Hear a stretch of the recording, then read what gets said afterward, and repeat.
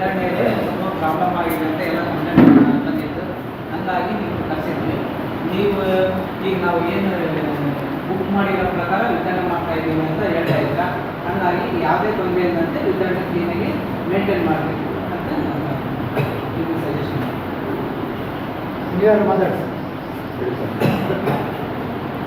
ನಮ್ಮ ಸರಬರಾಜು ನಮ್ಮ ಕಂಪನಿಯ ಆಧಾರದ ಮೇಲೆ ಇರುತ್ತದೆ. ಆ ಸರಬರಾಜು ಬಂದಿದ್ದನ್ನು ನಾವು ಸೀನಿಯಾರಿಟಿ ಪ್ರಕಾರ ವಿತರಣೆ ಮಾಡುತ್ತೇವೆ. ಸೀನಿಯಾರಿಟಿನಲ್ಲಿ ಒಂದು ತಾಂತ್ರಿಕ ದೋಷದಿಂದ ಕೆಲವೊಂದು ಜನರಿಗೆ DAC ಸಹ ಬಂದಿರುತ್ತದೆ. ಆ DACಯನ್ನು ಪರಿಗಣಿಸದೆ ಅದರ ದಿನಾಂಕದ ಆಧಾರದ ಮೇಲೆ ನಾವು ಸರಬರಾಜು ಮಾಡುತ್ತೇವೆ. ಇದು ಸದ್ಯಕ್ಕೆ ಸಮೀಪವಾಗಿದೆ.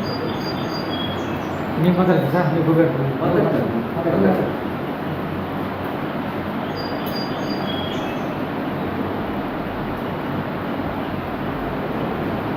ಸದ್ಯಕ್ಕೆ ಸಂಪೂರ್ಣವಾಗಿ ಸುಳ್ಳಾಗುವುದು. ನಾವು DACಯನ್ನು ತಗೊಳ್ಳದಲ್ಲೇ ಯಾರಿಗೂ ವಿತರಣೆ ಮಾಡುವುದಿಲ್ಲ. ನಮ್ಮ DACಯು 90% ಅಧಿಕವಾಗಿರುತ್ತದೆ. ವಿತೌಟ್